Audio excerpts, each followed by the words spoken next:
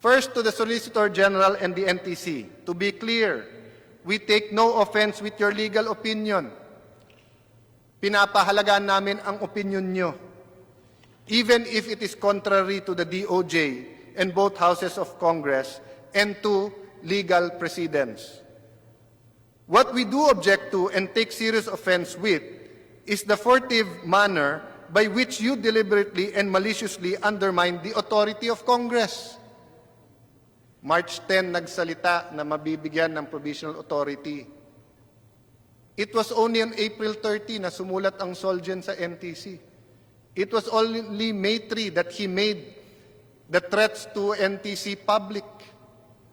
And when the investigation takes place, we have evidence that there was collusions with some private individuals to stir up, the basis for all of this. But the point is, Mr. Speaker, we can only act based on the best information we have. And when you come to Congress, especially if you are part of the government, we expect you to tell us the truth. And if you make a mistake or change your mind, we expect you to tell us right away so that we can remedy the situation. The NTC gave its testimony and commitment on March 10. If you had any objections, Mr. Solicitor General, why did you not communicate with Congress? Why choose to remain silent for close to 2 months and on the eve of the opening of Congress, come out with your threats to the NTC? As a fellow lawyer and government worker, we should be working together and not trying to bring each other down. The media establishment, let me address this to you, mga kapatid po natin sa media. I respect that you have a stand in calling for a hearing. Katulad po ng statement ng Senate media na mga kaibigan natin.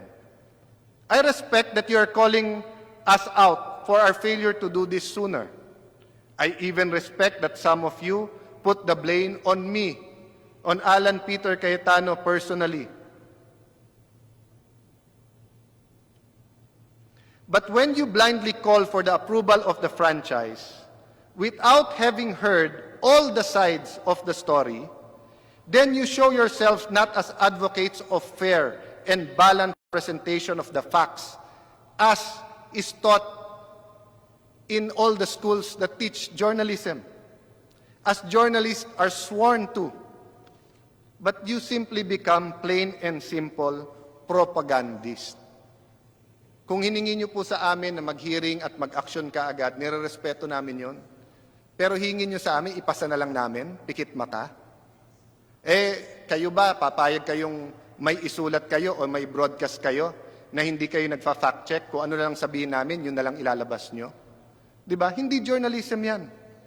So hindi po magiging tama ang desisyon ng Congress kung we will act speedily for the sake of acting speedily.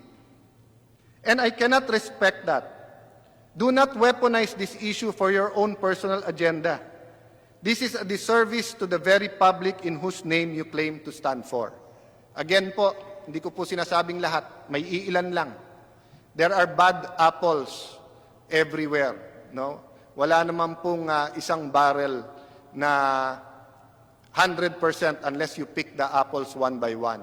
So whether you talk about politicians, whether you talk about members of the police, whether you talk about sa media, meron po talagang may personal agenda. Pero it's our lookout na huwag magpadala sa kanila. Kasi alam naman natin kung anong tama.